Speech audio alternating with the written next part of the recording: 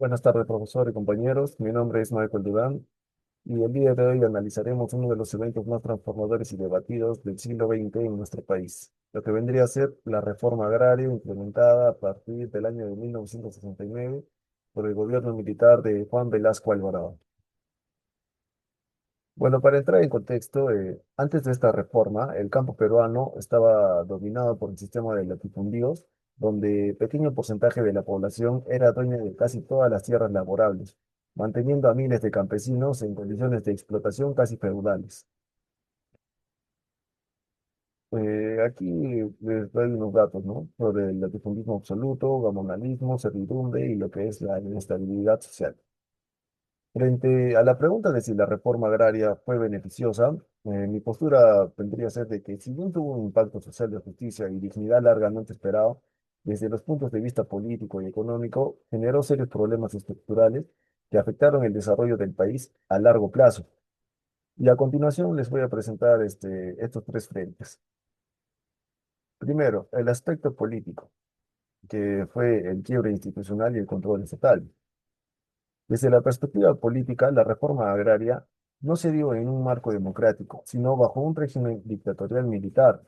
Velasco Alvarado utilizó la reforma como una herramienta para centralizar el poder, quebrar la columna vertebral de la oligarquía terrateniente tradicional y ganar legitimidad popular de manera inmediata. Como consecuencia, aunque logró desarticular el poder del viejo gamonalismo, lo cual evitó un posible estallido social o el avance de movimientos guerrilleros en ese momento, políticamente creó un Estado hipertrofiado e intervencionista. La toma de tierras no fortaleció las instituciones democráticas, sino que impuso un control vertical desde el gobierno, limitando las libertades individuales y la seguridad jurídica sobre la propiedad privada.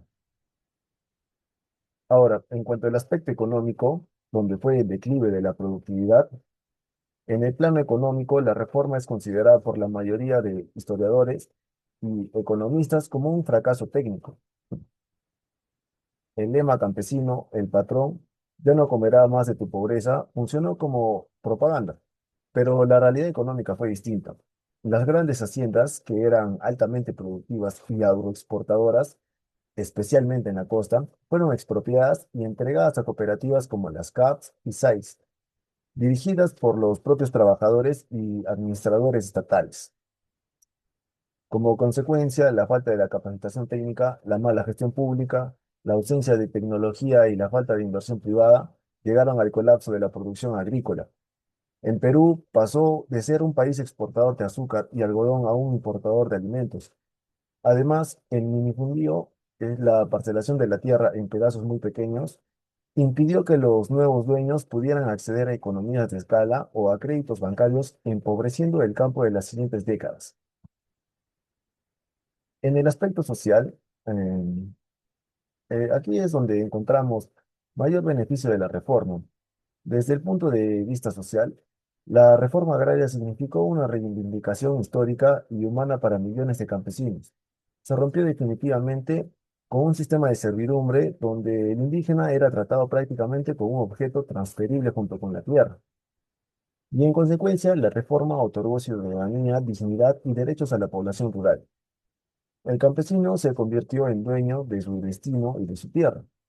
Sin embargo, este logro social se vio severamente limitado por el fracaso económico. El campesino ahora era libre y dueño, pero se quedó atrapado en una pobreza económica extrema debido a la falta de apoyo técnico del Estado. Décadas más tarde, este descontento y abandono del campo facilitaría el avance de la violencia subversiva en las zonas andinas. Aquí tenemos en balances generales un poco, ¿no? De lo que se ha hablado, principales cambios ocurridos.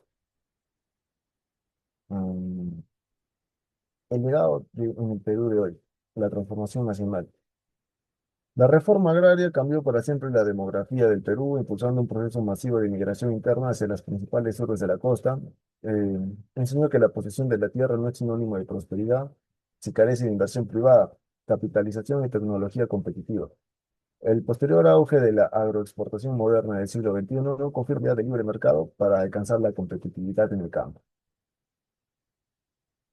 Mm, Como conclusiones, tenemos que la reforma agraria entre 1930 y 1990 es un claro ejemplo de cómo una medida con una causa social justa e indispensable puede fallar si no se ejecuta con criterios económicos, técnicos y en un entorno democrático. En el Perú, su influencia al día de hoy, este evento fue crucial, ¿no? Para Perú. Crucialmente transformó la estructura demográfica, acelerando las migraciones hacia Lima y las grandes ciudades, configurando el rostro multicultural y emprendedor del Perú actual. Económicamente nos dejó la lección de que la propiedad de la tierra sin inversión ni tecnología no genera riquezas. Un aprendizaje que sirvió para el posterior boom agroexportador que el Perú vivió en los años 2000, bajo un modelo de mercado libre. La reforma agraria cerró una etapa de injusticia, pero abrió un largo camino de desafíos económicos que el país aún sigue resolviendo.